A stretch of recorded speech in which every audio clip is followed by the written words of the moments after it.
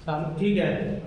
देखिए तो ये अब हम सिंपल एपिथेलियम का पढ़ेंगे, ठीक है। उसमें कौन कौन सा था? स्क्वैमस, क्यूबॉइडल, कॉलुमिनर, ठीक है। नेक्स्ट एक स्यूडो स्ट्रेटिफाइड बच जाता है, वो नेक्स्ट लेक्चर में लेंगे आपका, ठीक है। तो इसके बारे में अंदर पढ़ लेते हैं क्या क्या है, ठीक है। तो सबसे पहला है आपका स्क्वैमस। तो ये किसका बना हुआ होता है? सिंगल लेयर के सारे होते हैं पहली बात तो, ठीक है, क्योंकि सिंपल वाले हैं। तो it comprises of a single layer flat scale, ये चीज इसमें मेन है। कैसा होगा ये? फ्लैट स्केल लाइक स्ट्रक्चर होगा based on the basement membrane, membrane पर, बेसमेंट मेम्ब्रेन पर होगा, ठीक है। और ये क्या करता है? अलाउ करता है डिफ्यूजन को, एक इधर से उधर चीजें जाने के लिए, ठीक है। Allow diffusion of substance through tissue, किसी एपिथेलियल टिश्यू के आर पार कोई ना कोई चीज जाएगी डिफ्यूज होके, ठीक है। एग्जांपल क्या है? अब एग्जांपल दूंगा तो आप समझ जाओगे क्यों।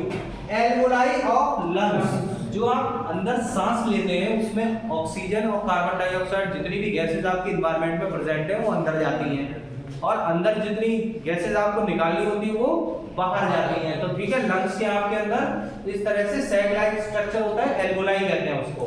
पूरा लंग्स की एक बेसिक यूनिट होती है, तो उसमें से ये जो चीज बाहर जानी होगी वो बाहर जाएगी, और जो अंदर आनी होगी, जैसे ऑक्सीजन अंदर आनी होगी ऑक्सीजन अंदर ज्यादा जाएगी, कार्बन डाइऑक्साइड बाहर की तरफ जाएगी, ठीक है।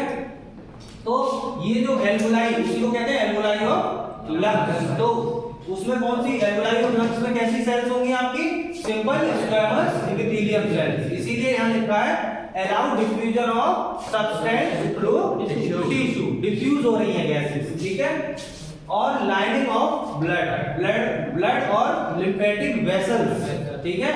मान लो ये नसें हैं आपकी, वेसल्स हैं, वेसल्स बोलते हैं इसको, चाहे वो ब्लड की हो चाहे वो आपकी लिम्फेटिक टिश्यूज की, लिम्फेटिक सिस्टम की हो, ब्लड वेसल्स, ठीक है। और लिम्फेटिक वेसल्स की लाइनिंग में भी क्या रहेगी आपकी? ये स्क्वैमस वाली रहेगी, ठीक है। और उसके बाद सरफेस ऑफ प्लूरा, जो हार्ट लंग्स के आसपास की जो आपकी कैविटी है, प्लूरा, पेरिकार्डियम और पेरिटोनियम, इन सब की कैविटीज में आपकी क्या रहेगी? Simple squamous epithelium. ये आपको ध्यान रखना पड़ेगा, याद रखना पड़ेगा। दूसरा आता है आपका क्यूबॉइडल, सिंपल क्यूबॉइडल एपिथेलियम। इसमें क्या होता है? Comprises of a single layer, ये भी सिंगल लेयर की होती है, लेकिन इसमें क्या होगा? क्यूब टाइप स्ट्रक्चर हो गया, ठीक है। जैसे कि ये क्यूब तरह का बना हुआ है, इस तरीके का क्यूब जैसा, ठीक है। Based on the basement membrane, सभी मैंने आपको बताया किस पे अटैच होती है? बेसमेंट वाया कनेक्टिव टिश्यू, ठीक है।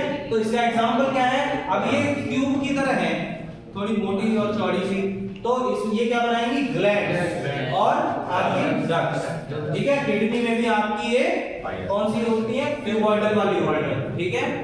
अच्छा, अब उसके बाद आते हैं सिंपल कॉलुमिनर। कॉलुमिनर का कॉलम बताया था मैंने, क्या बताया था? कॉलम, ठीक है, लंबे लंबे कॉलम होते हैं इसमें। अच्छा, तो ये भी सिंगल लेयर है, कॉलम वाले सेल्स, कॉलुमिनर सेल्स। अच्छा, इसमें देखिए तीन तरह की कॉमन मॉडिफिकेशन पाई जाती है जी। इसमें कोई मॉडिफिकेशन नहीं है, ये सारी एक जैसी है, ये भी एक जैसी। इसमें तीन तरह की मॉडिफिकेशन पाई जाती है। एक ग्लोबेट जैसा स्ट्रक्चर होगा, एक सीलिया जैसा होगा, एक माइक्रोविलाई जैसा होगा। जब फर्दर मैं आपको आगे पढ़ाऊंगा तो आपको तीनों चीजें समझ में आ जाएंगी। ग्लोबेट क्या है, सीलिया क्या होते हैं, और माइक्रोविलाई क्या होती है, ठीक है। किस तरह के स्ट्रक्चर होते हैं। तो found on the surface of the area of mucous membrane, कहां पाई जाती है?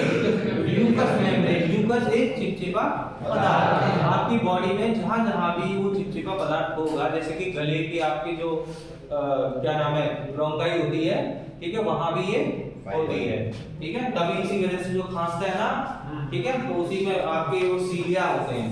तो जो स्मोकिंग करते हैं उनके ये सीलिया हो जाते हैं खराब। ये देखो इस तरीके से होता है, हल्के हल्के सीलिया इस तरीके से होते हैं। अब ज्यादा स्मोक किया आपने और ये आपके फेफड़े इस तरीके से, ज्यादा आपने स्मोकिंग किया या किसी तरह से धुआं गया, ठीक है, तो ये सीलिया हो गए खराब। अब ये खराब हो जाएंगे तो आपके अंदर जो अंडका होगा वो कफ के साथ बाहर नहीं आएगा, ठीक है। सीलिया समझ में आ गया, ठीक है। इसी तरीके से आगे बताता चलेगा। तो देख लो कहां कहां होता है बेटा ये म्यूकस मेम्ब्रेन, कहां होती है? स्टमक में। म्यूकस मेम्ब्रेन स्टमक में होती है। आगे चल के आपको समझ में आएगा क्यों होती है, क्योंकि एसिड रिलीज होता है, एसिड रिलीज होगा तो आपकी स्टमक को गला देगा वो, लेकिन यही म्यूकस मेम्ब्रेन क्या करेगी, आपको प्रोटेक्ट करके रखेगी, किससे, हाइड्रोक्लोरिक एसिड से, ठीक है। तो कहाँ होता है, स्टमक में, और इंटेस्टाइन में भी होता है कुछ पार्ट में, यूटेरस गर्भाशय में भी होता है ये, यूट्राइन ट्यूब्स, ठीक है, यूट्राइन की ट्यूब्स में भी होता है, और रेस्पिरेटरी ट्रैक्ट जो अभी मैंने आपको बता दिया। तो ये सारे विद एग्जांपल आपको याद करने हैं, ठीक है।